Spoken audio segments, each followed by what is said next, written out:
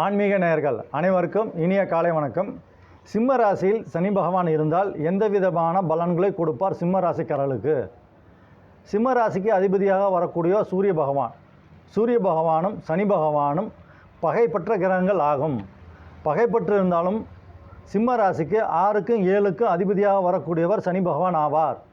6ஆம் வீடுங்கிறது சத்ருஸ்தானம், 7ஆம் வீடுங்கிறது வாழ்க்கை துணையை பற்றி சொல்லக்கூடிய இடமாகும். ஒரு கிரகம் நல்லதுக்கும் வருது கெட்டதுக்கும் வருதுனாக்கா நம்ம அந்த நல்ல ஆதிபத்தியத்தை தான் நம்ம எடுத்துக்கணும். 7ஆம் வீட்டு அதிபதி லக்னத்தில் இருக்கும்போது, அதாவது சிம்ம ராசியில் இருக்கும்போது நன்மையான பலன்களே கொடுப்பார். சனி தசை பார்த்திங்கன்னா மொத்தம் 19 வருஷம். சனி பகவான் இயற்கையில் பாவகிரகம் என்றாலும் கூட லக்னத்தில் கேந்திரம் திரிகோணம் இன்னும் சொல்லக்கூடிய லக்னத்தில் இருக்கும்போது எந்த ராசியில் இருக்கிறாரோ கண்டிப்பாக நன்மை பலன்களை மட்டுமே சனி பகவான் கொடுப்பார். சிம்ம ராசிக்கு அதிபதியாக வரக்கூடிய சனி பகவானும் பகைப்பற்றிருந்தாலும் கூட நன்மையான பலன்களை கொடுப்பார் சிம்ம ராசிக்காரர்களுக்கு சனி பகவான்.